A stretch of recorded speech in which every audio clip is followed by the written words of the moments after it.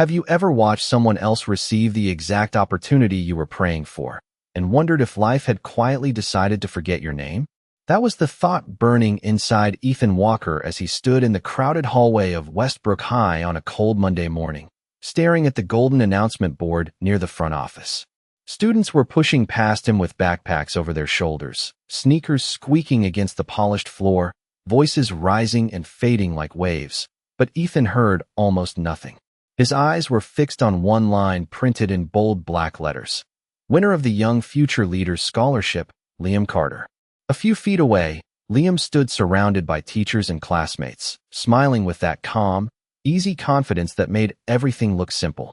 Someone clapped him on the back. Someone said he deserved it. Someone else whispered that Liam was the luckiest guy in school. Ethan felt his fingers tighten around the strap of his worn blue backpack. He did not hate Liam. In fact, Liam had always been polite to him. That almost made it worse. It would have been easier if Liam were arrogant or cruel, but he was not. He was just the kind of person who always seemed to be in the right place at the right time. The right teachers noticed him. The right clubs chose him. The right opportunities opened for him. And Ethan, no matter how hard he wished, always seemed to arrive one step too late. He looked down at the folded scholarship flyer sticking out of his notebook. He had kept it for 3 weeks. 3 whole weeks. Every night, he told himself he would fill out the application after dinner, then after homework, then after one more video, then tomorrow. Tomorrow became next week. Next week became the deadline. And now the winner was standing under the bright hallway lights while Ethan stood in the background, invisible. A bitter thought rose in his mind before he could stop it. Some people are just born lucky, and some people are born to watch. The school principal stepped forward and announced that Liam would give a short speech at Friday's assembly. The crowd cheered again, and Ethan forced himself to look away. As he walked toward the exit, the cold air from outside slipped through the front doors and brushed against his face. He told himself it did not matter, but deep down, it did. It mattered because part of him had imagined his own name on that board. Part of him had pictured his mother smiling when he came home with the news. Part of him had believed, for a small moment, that maybe this time life would choose him. But as Ethan stepped onto the sidewalk and watched a yellow school bus roll past the curb, he crumpled the flyer in his hand and whispered, "Luck never picks people like me." He did not know that someone walking behind him had heard every word. Ethan kept walking, pretending he had not heard the footsteps behind him. He crossed the front lawn of Westbrook High, passed the flagpole, and turned onto Maple Street, where the bare branches of the trees stretched over the sidewalk like tired hands. The crumpled flyer stayed in his fist, softening under the warmth of his palm. He wanted to throw it into the nearest trash can, but something inside him would not let go. That was the strange thing about Ethan Walker. He gave up on many things, but he never gave up on the feeling that he could have been more. He had once wanted to become a great speaker, so he borrowed books about confidence from the public library, but returned them after reading only the first chapter. He had once wanted to learn guitar, so he bought a used one from a neighbor for $20, but after his fingers hurt for 2 days, he leaned it against his bedroom wall and never touched it again.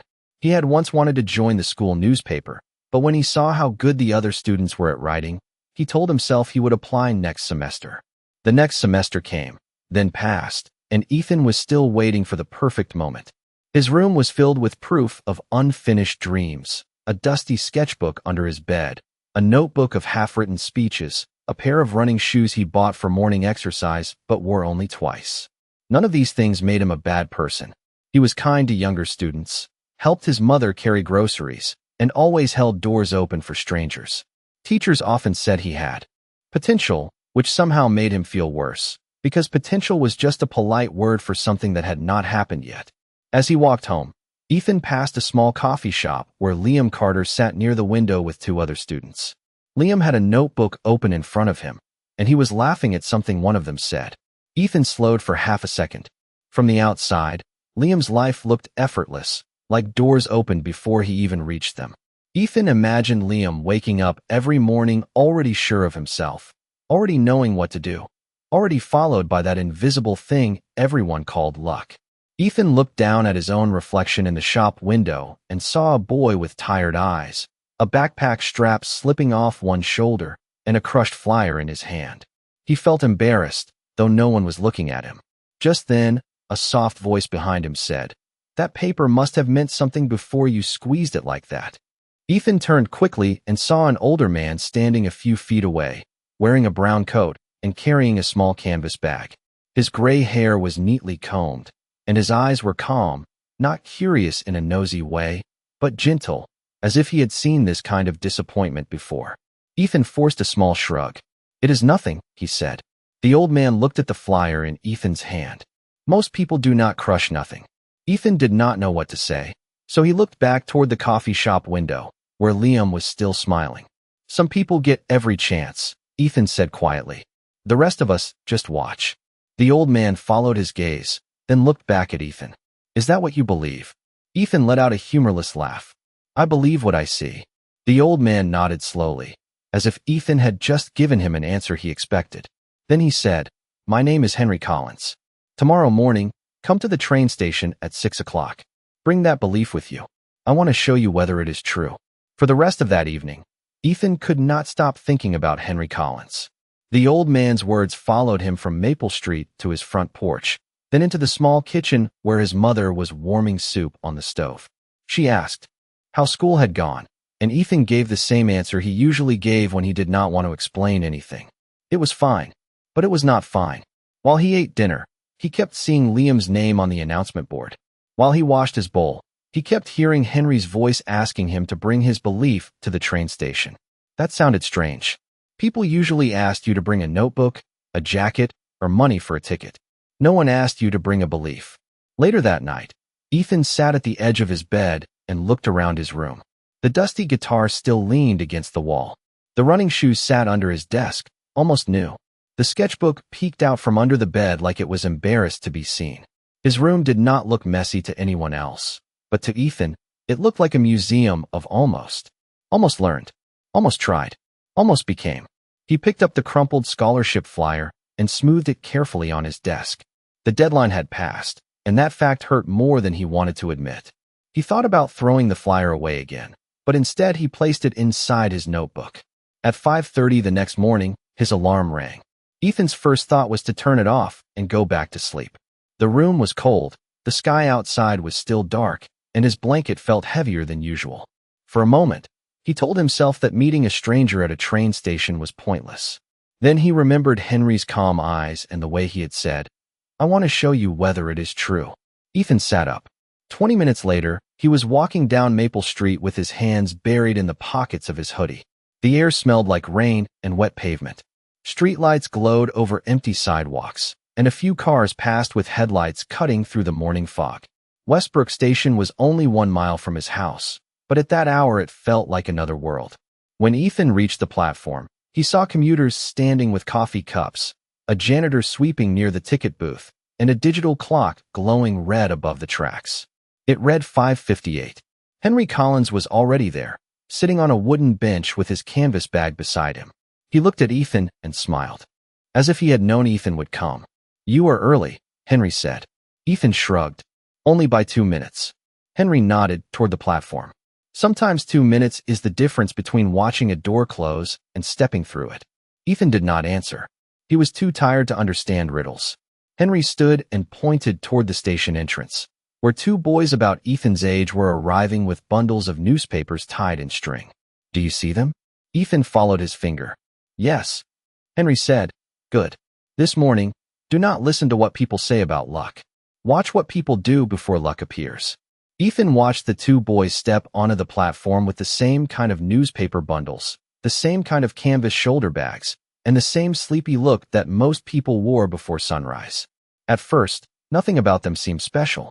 One boy had a red cap pulled low over his forehead, and the other wore a gray hoodie with the sleeves stretched over his hands.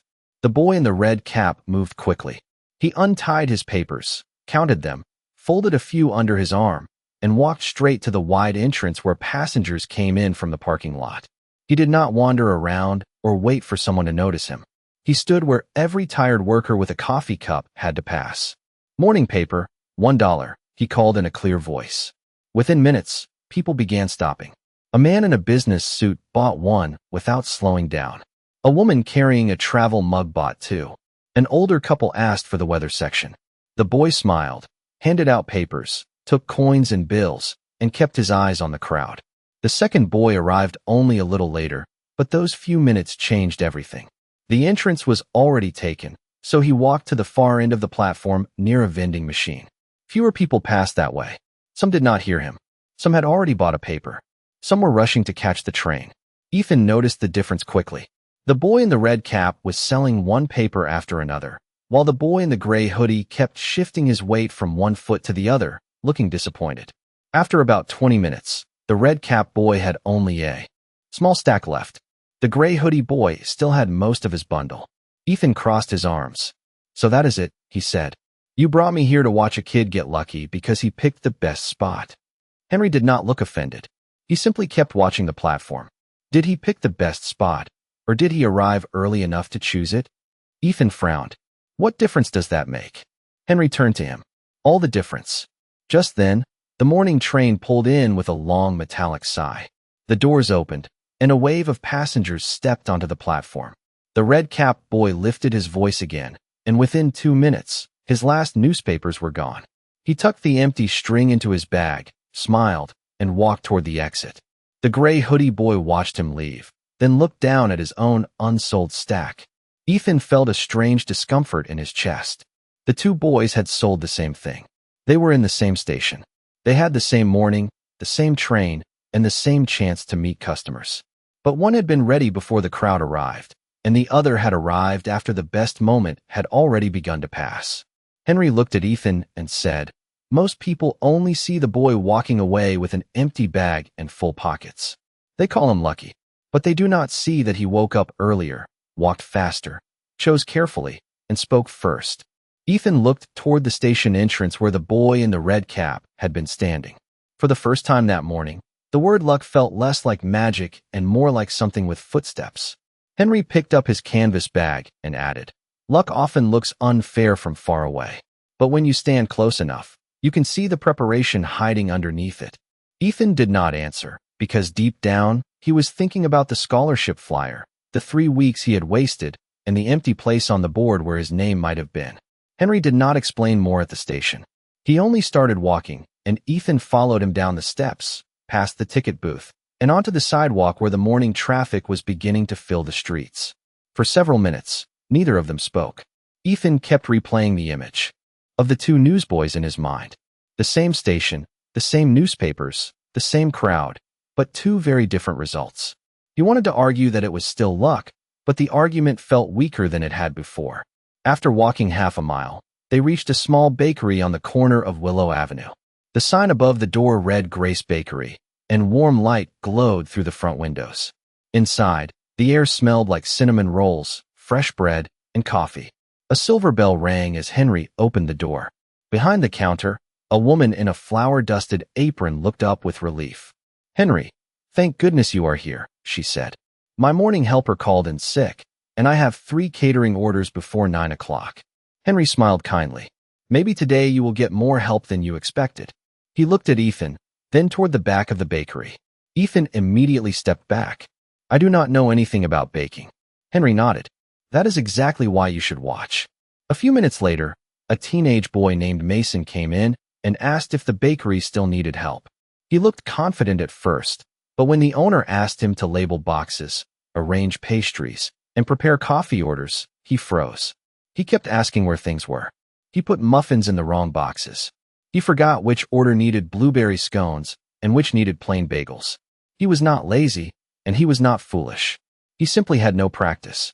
Then a girl named Ava walked in carrying a school backpack. She explained that she had helped her aunt at a bakery every summer since she was 12. The owner gave her the same kind of tasks, and Ava moved like she had been there for years. She washed her hands, tied her apron, checked the order slips, placed pastries in neat rows, and wrote names clearly on every box. Within 15 minutes, the counter looked calmer. Customers began leaving with smiles instead of impatient sighs.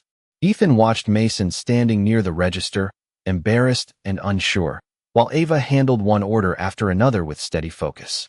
"She got lucky," Ethan said quietly, though even he heard the doubt in his own voice. Henry raised an eyebrow. "Did she?"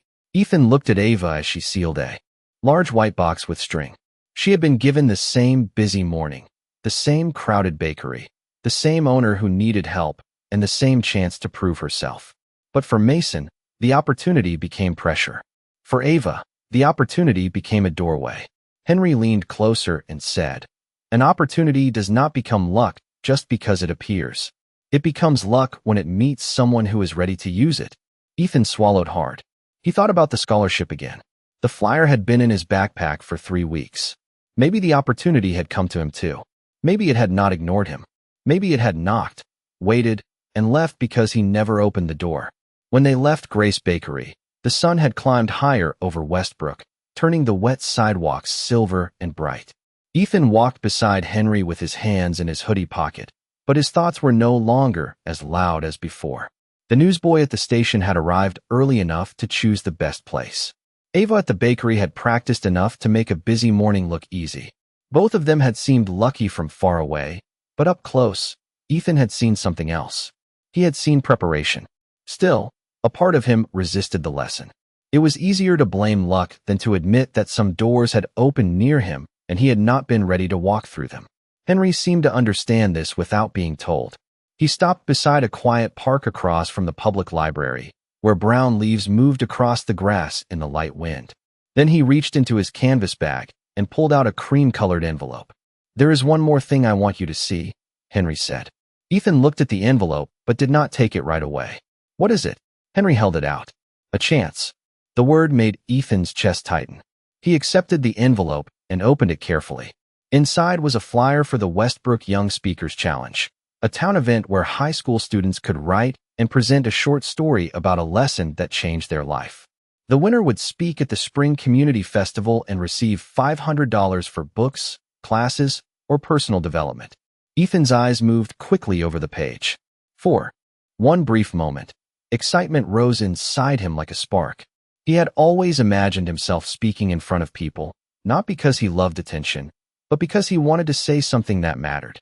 Then his eyes reached the deadline near the bottom of the flyer, and the spark almost disappeared. Applications closed the next day at 4 o'clock in the afternoon. Ethan looked up sharply. "Tomorrow." Henry nodded. "Yes." Ethan let out a nervous laugh. "That is not a chance. That is a trap. Nobody can prepare a strong story overnight." Henry did not argue. Some people can. Ethan knew what Henry meant, and it bothered him. Somewhere in town, there were students who had been writing in journals for months, students who practiced speaking in mirrors, students who joined clubs even when they were nervous, students who would see this flyer and feel ready because they had been preparing before the flyer ever reached their hands. Ethan looked down at the paper again. His name could still be written on the application. His story could still be submitted. The door was not closed yet, but it was only open a few inches. "Why are you giving this to me now?" Ethan asked. Henry looked toward the library windows, where a few students were already sitting with notebooks open. "Because sometimes the most painful lesson is not when life gives you nothing. It is when life gives you something and you realize you are not ready for it." Ethan folded the flyer slowly, but this time he did not crush it.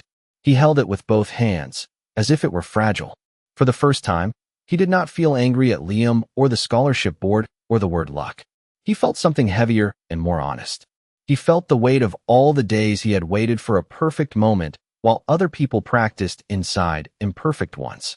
Henry began walking again, but before he did, he said, "You still have until tomorrow afternoon. The question is not whether the chance is fair.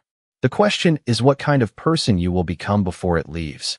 Ethan carried the flyer home like it was heavier than any textbook in his backpack. All afternoon, the words kept pulling at his mind. Westbrook Young Speakers Challenge, deadline tomorrow, 4 o'clock. By the time he reached his room, the old guitar, the running shoes, and the dusty sketchbook seemed to be watching him in silence.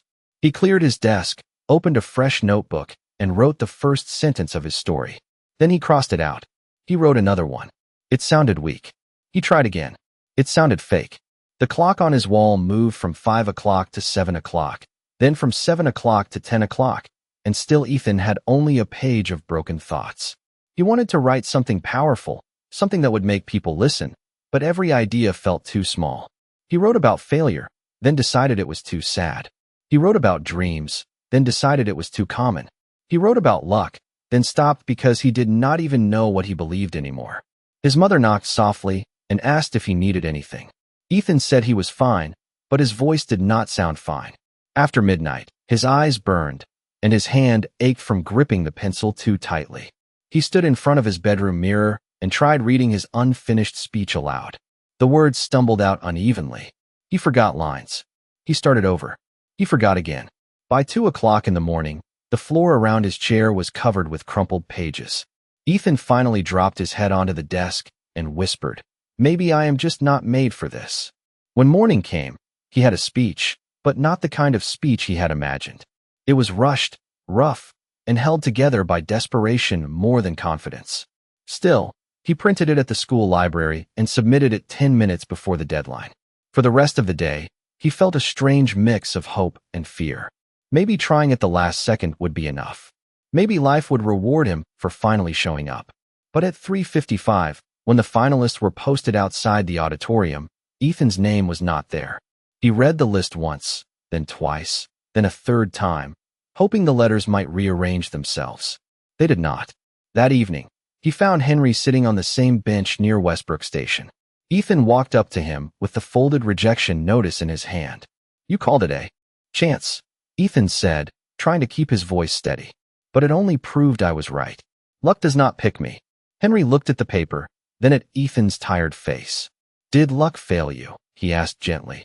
"Or did one night try to do the work of 1 year?" Ethan looked away. That question hurt because it was fair. Henry reached into his canvas bag and pulled out an old black notebook with worn corners. He placed it in Ethan's hands. "Before you decide what luck means," Henry said, "read what someone else was doing while you were waiting to feel ready." Ethan opened the black notebook slowly, expecting to find a few neat ideas, maybe a perfect speech written by someone who never struggled. Instead, the first page was covered with messy lines, crossed-out sentences, arrows, notes in the margins, and words rewritten so many times they were almost hard to read. At the top of the page, in small handwriting, was the name Liam Carter. Ethan's breath caught for a moment. "This is Liam's?" Henry nodded. "He asked me to review it months ago. He said I could keep one of his old practice notebooks because he wanted to remember where he started." Ethan turned the page. There were dates written across the top of each entry. September 7th, September 14th, September 21st. Every week had something. Short speeches, failed openings, personal stories that did not work. Notes like, "Too boring, too long, speak slower, stop looking at the floor, try again." Ethan kept reading, and with every page, the picture he had built of Liam began to crack. Liam had not simply walked into the scholarship and been chosen by magic. He had practiced answers to interview questions. He had listed books he wanted to read. He had written about his goals, then rewritten them more clearly. One page described how nervous he felt before speaking in class. Another page had a reminder in bold letters: "Do not wait until you feel confident. Practice until confidence has somewhere to stand." Ethan stared at that sentence for a long time. It sounded nothing like the lucky boy he had imagined. It sounded like someone fighting quietly with the same fear Ethan had felt, except Liam had not let the fear become an excuse. Henry sat beside him on the bench while the evening train lights moved in the distance. "You saw his name on the board," Henry said gently, "but you did not see these pages. You saw the applause, but you did not see the mornings he arrived early, the lunches he spent reading, or the evenings he spent correcting one paragraph again and again." Ethan turned another page and found a list titled "Things I Failed at This Month." Under it were 5 items, each one followed by a lesson. Ethan felt his throat tighten, not from anger, but from understanding. For weeks, he had called Liam lucky because that word protected him from looking at his own choices. If Liam was lucky, then Ethan was only unlucky. But if Liam had prepared, then Ethan had to admit something harder. The same world had offered them both chances. One boy had built himself into someone ready for them. The other had waited for the chances to become easy. Ethan closed the notebook and looked down at his hands. The rejection notice no longer felt like proof that life was unfair. It felt like a mirror. "I thought luck chose him," Ethan said quietly. Henry looked at him with kindness. "Maybe luck walked past both of you." Liam had the key in his hand. For the first time, Ethan did not feel jealous when he thought about Liam's name on that board. He felt humbled. He felt awake. And deep inside, beneath the disappointment, he felt something new beginning. Not the excitement of a sudden opportunity, but the quiet courage to prepare before the next one arrived. That night, Ethan carried Liam's notebook home with Henry's permission, but he did not read it like a book. He read it like a map. Every crossed-out sentence, every failed idea, every note in the margin showed him a path he had never respected before. Until then, Ethan had believed that change should feel exciting from the beginning, that confidence should appear before action, and that the right opportunity would somehow make him ready. But Liam's notebook told a quieter truth. Readiness was not a feeling. It was a habit built on ordinary days when nobody clapped, nobody noticed, and nobody promised a reward. The next morning, Ethan woke up at 5:30 again. This time there was no Henry waiting at the train station, no scholarship board, no urgent deadline. There was only a quiet room, a blank notebook, and a choice. He sat at his desk and wrote one sentence at the top of the page. If luck came tomorrow, would I be ready? Then he opened a new page and began to practice. He wrote a short speech about disappointment. It was not perfect.